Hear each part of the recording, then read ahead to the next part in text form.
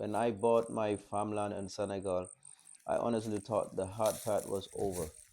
I was wrong. Developing a farm is a complete different game, and I faced a lot of problems when we first started. We began preparing the land during the rainy season, and that was our first mistake.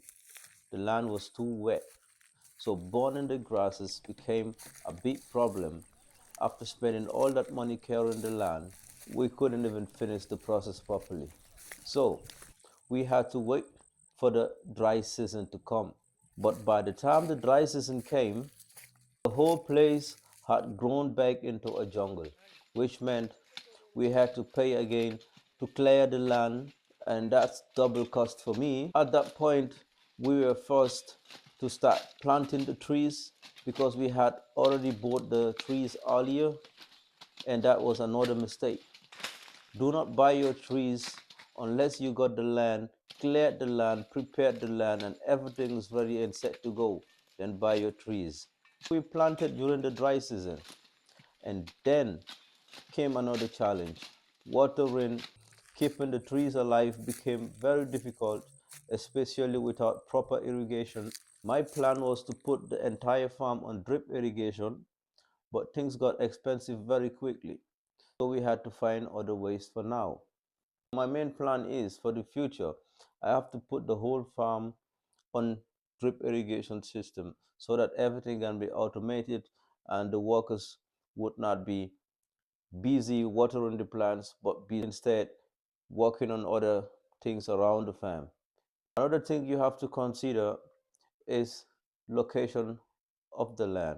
We all know Africa roads are not that good.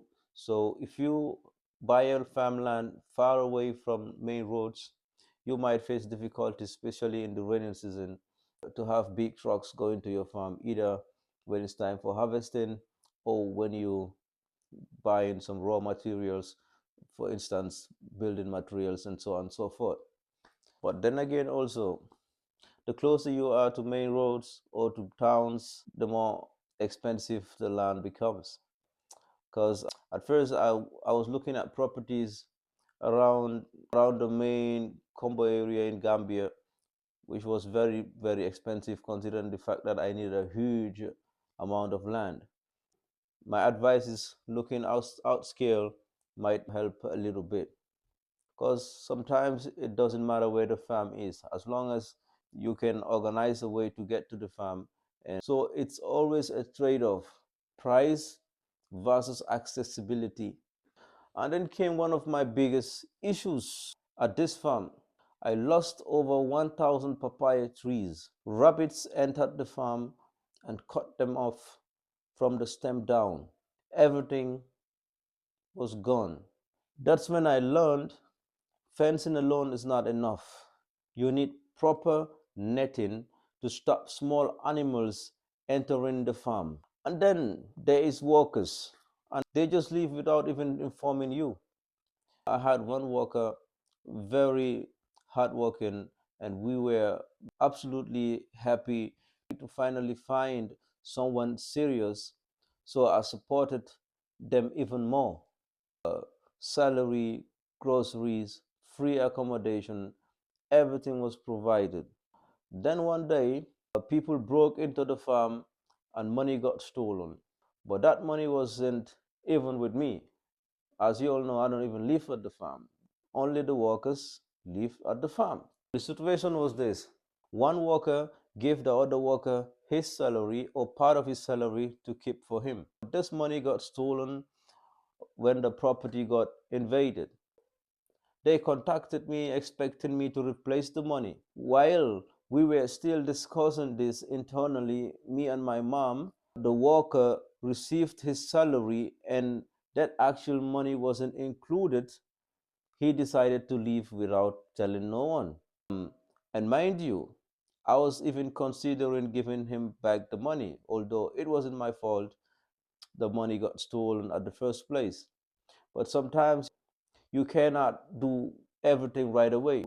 We still find ways and try to help, but I got my problems on my own. He went without explanation without communication, and that's what it is. And that's when it really hit me. You can do everything right and still face problems.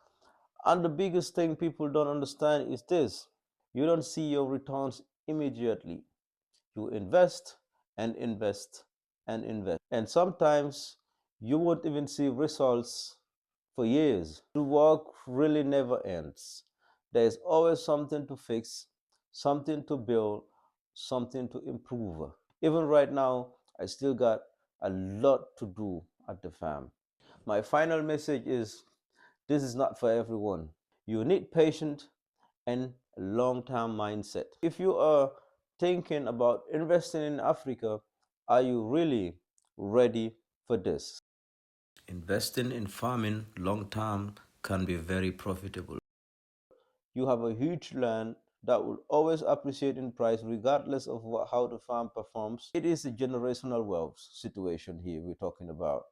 But then again, you have to be ready to put in money upfront over and over and over again and be patient. But for me, it was easier to go in for that because I figured out it's better to start now than tomorrow. Have a nice day, guys. And also don't forget to comment and we can say our ideas and discuss more about these topics. Investing in Africa is right now and not later. Peace.